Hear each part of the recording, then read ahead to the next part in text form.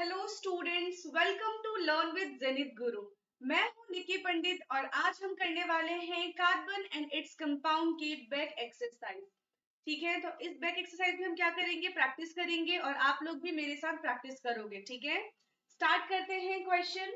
सबसे पहला क्वेश्चन है, ethane with the molecular formula C2H6 has.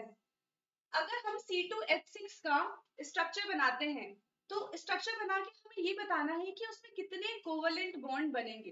सबसे पहले ये पता होना चाहिए कि कोवलेंट बॉन्ड होता क्या है। देखो, जब शेयरिंग होती है इलेक्ट्रॉन की तभी कोवलेंट बॉन्ड बनता है। ठीक है, तो स्ट्रक्चर बनाते हैं, उसके बाद ही हम बता पाएंगे कितने कोवलेंट बॉन्ड बने हैं।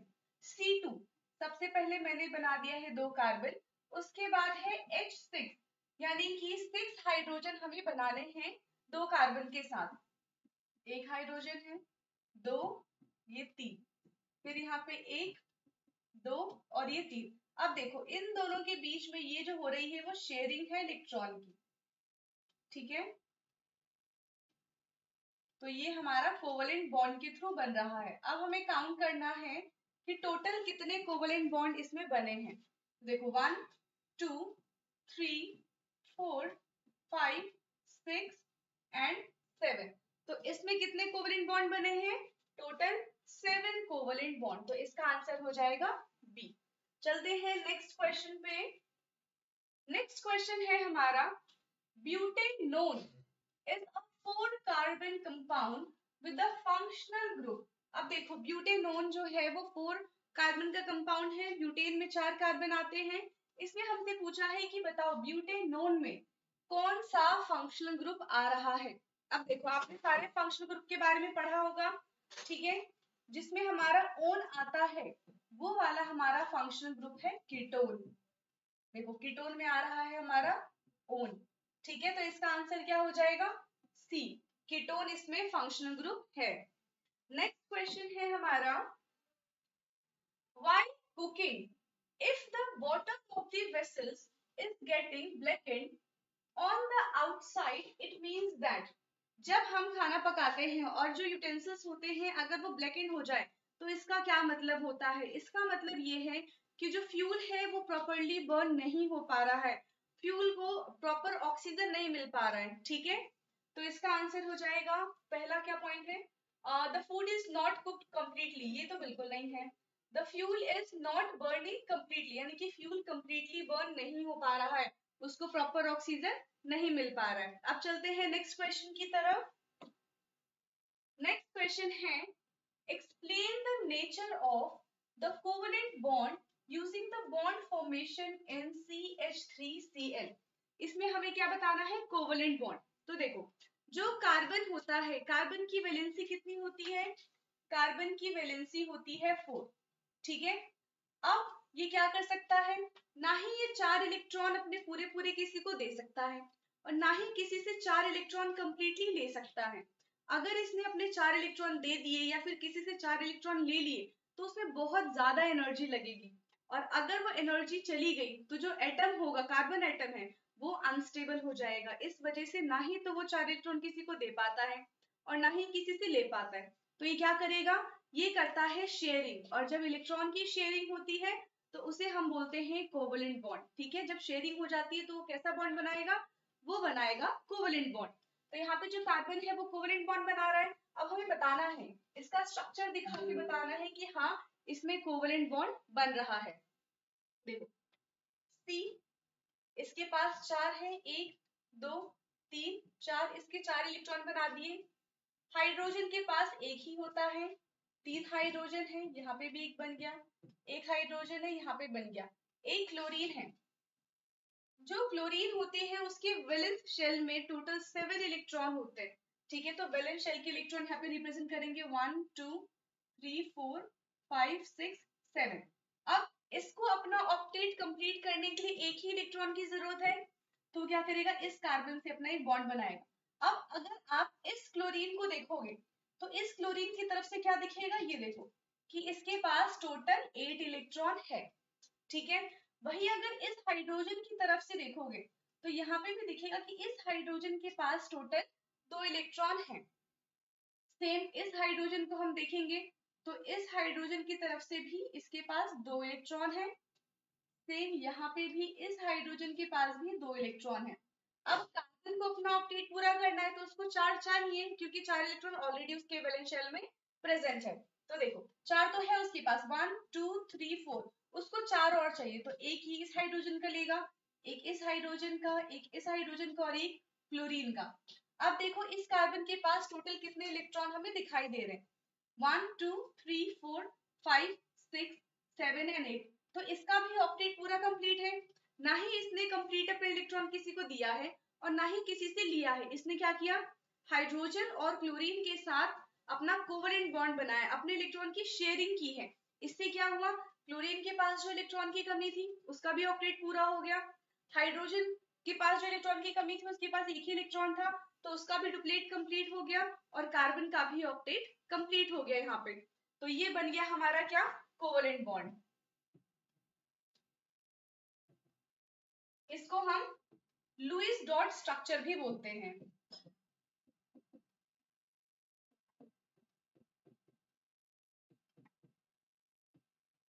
ठीक है, इसमें हमने सारे बॉन्ड दिखा दिए कोवेलेंट बॉन्ड। अब चलते हैं नेक्स्ट क्वेश्चन की तरफ।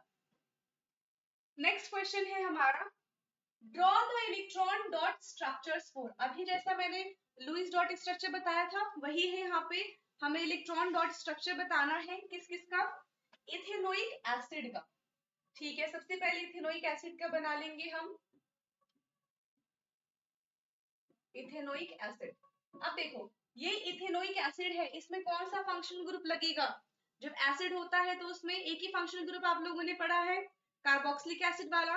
और कार्बोक्सिलिक एसिड का रिप्रेजेंटेशन क्या होता है, C double bond O, O and H, ये है कार्बोक्सिलिक एसिड का। ठीक है, इथेन, इथेन में कितने कार्बन होते हैं, देखो मिथेन 1 कार्बन होता है और इथेन में 2 कार्बन होता है। तो इसका स्ट्रक्चर बनेगा 2 कार्बन वाला कार्बोक्सिलिक एसिड है ये, C।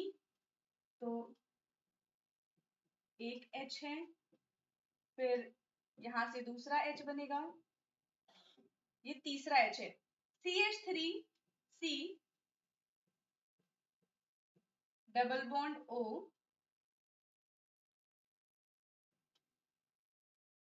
और यहाँ पे O और यहाँ पे आएगा H। ठीक है, अब देखते हैं क्या है यहाँ पे इसका, 1 2 3 4। अब देखो इस वाले कार्बन के पास वैलेंस शेल में 4 ही इलेक्ट्रॉन होंगे, चारों मैंने रिप्रेजेंट कर दिया, 1 2 3 4। हाइड्रोजन के पास एक ही है तो हाइड्रोजन का एक हो गया, इस हाइड्रोजन का भी एक है और इस वाले हाइड्रोजन का भी एक है।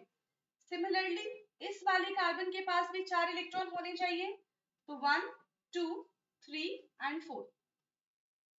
इस ऑक्सीजन के पास देखो 1 2 3 4 5 6, क्योंकि ऑक्सीजन के वैलेंस शेल में उसके पास टोटल 6 इलेक्ट्रॉन होते हैं और इस हाइड्रोजन के पास है इसका एक, और इस ऑक्सीजन के पास है 1 2 3 4 5 6।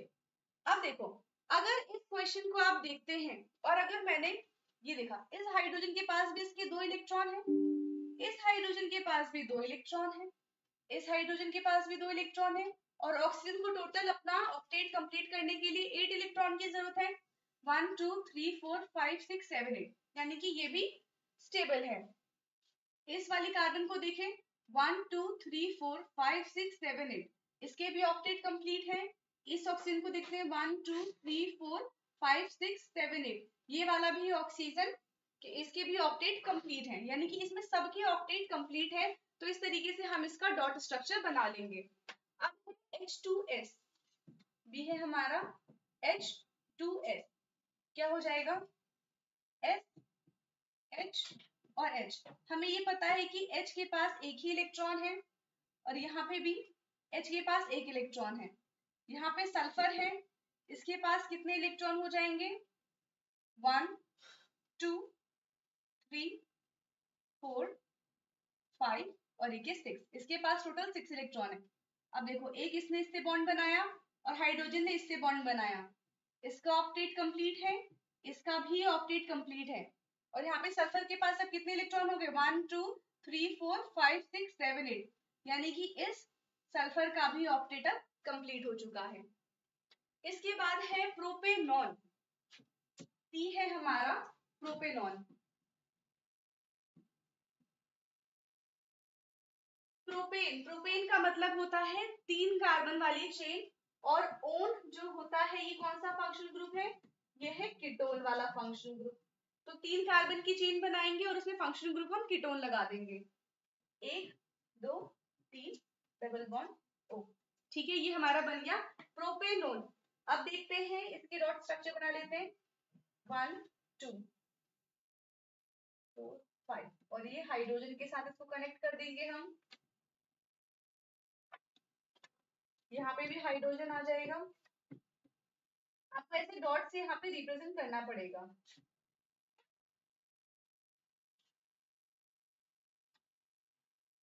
ये हमने इन सब के डॉट स्ट्रक्चर बना दिए हैं, और फिर लास्ट में आप क्या करेंगे, काउंट करके देख लेंगे कि सारे सबके ऑक्टेट कंप्लीट है कि नहीं है। तो इस वाली कार्बन का देखते हैं, 1 2 3 4 5 6 7 8, इस वाली कार्बन का तो कंप्लीट है। हाइड्रोजन का देख लेते हैं, 1 2 1 2 एंड 1 2, तीनों हाइड्रोजन का भी डुप्लेट कंप्लीट है यहाँ पे। इस वाली कार्बन का देखिए, 1 2 3 4 5 6 7 8, ये वाला कार्बन भी कंप्लीट है, इसके भी ऑक्टेट। इस वाले कार्बन को देखिए, 1 2 3 4 5 6 7 8, यानी कि सारे ही इनके डुप्लेट कंप्लीट है और इनके ऑक्टेट कंप्लीट है। ठीक है, ये बन गया हमारा प्रोपेनॉन का। अब है F2, डी वाला है हमारा F2, यानी कि 2 फ्लोरीन है, एक फ्लोरीन और दूसरा फ्लोरीन। एक फ्लोरीन के वैलेंस शेल में टोटल 7 इलेक्ट्रॉन होते हैं। लिख देते हैं 1 2 3 4 5 6 7, ऐसे ही इसके पास भी 7 होंगे, 1 2 3 4 5 6 7। अब इनको अपना वो ऑक्टेट कंप्लीट करने के लिए कितने इलेक्ट्रॉन की जरूरत है, सिर्फ एक इलेक्ट्रॉन की जरूरत है। तो क्या करेंगे, यहाँ पे अपना एक बॉन्ड बना लेंगे। अब इधर से भी इसके पास टोटल 8 इलेक्ट्रॉन हो गया, और इधर से भी इसके पास टोटल 8 इलेक्ट्रॉन हो गया। ये बन गया हमारा डॉट स्ट्रक्चर। चलते हैं नेक्स्ट क्वेश्चन की तरफ। नेक्स्ट क्वेश्चन है, what is an homologous series, explain with an example. देखो, होमोलोगस सीरीज क्या होती है, होमोलोगस सीरीज एक ऐसी सीरीज है कार्बन की जिसमें नंबर ऑफ कार्बन तो डिफरेंट होंगे, ठीक है, लेकिन उसमें फंक्शनल ग्रुप एकदम सेम होगा। जो सीधी चेन चलती जाएगी उसमें फंक्शनल ग्रुप का कोई डिफरेंस नहीं होगा। जैसे कि लिख देते हैं, homologous series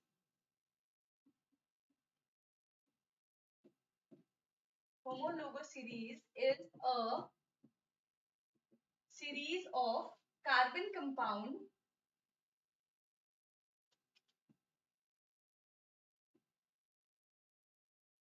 homologous series is a series of carbon compound in which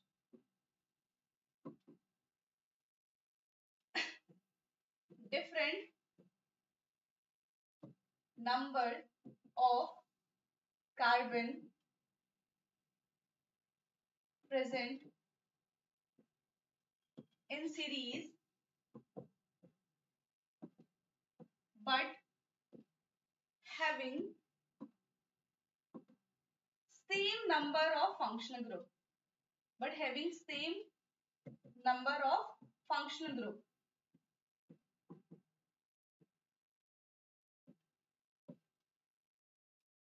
इसका एग्जाम्पल क्या हो जाएगा, जैसे इथेन,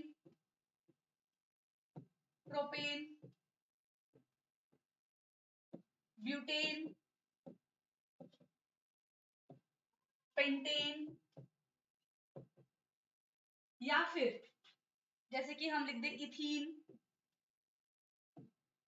और यहाँ पे आ जाएगा हमारा इथीन हो गया, प्रोपीन हो गया, ब्यूटीन हो गया। देखो ये सारा फर्स्ट जो चेन था वो किसका था, एल्काइल ग्रुप का था, एल्केन का था, और ये किसके लिए, ये है एल्कीन के लिए। इसमें जो सीरीज जाएगी, फर्स्ट वाले में जो सीरीज जाएगी वो कैसा हो जाएगा, देखो C2H6 हो जाएगा, ठीक है। फिर इसके बाद क्या हो जाएगा, C3H8 प्रोपेन के लिए, ब्यूटेन के लिए हो जाएगा C4H10, और ये सीरीज चलती जाएगी। इसमें देखो क्या हो रहा है कि सबके बीच में CH2 का गैप होगा। इन दोनों के बीच में CH2 का गैप है, फिर इन दोनों के बीच में CH2 का गैप है। चाहे ये एल्केन वाले ग्रुप के लिए हो जाए, चाहे एल्कीन वाले ग्रुप के लिए हो जाए। अब एल्कीन वाले ग्रुप के लिए क्या हो जाएगा, C2H4, फिर प्रोपीन का C3H6, फिर C4H8। इन दोनों के बीच में भी CH2 का डिफरेंस होगा, इन दोनों के बीच में भी CH2 का डिफरेंस होगा।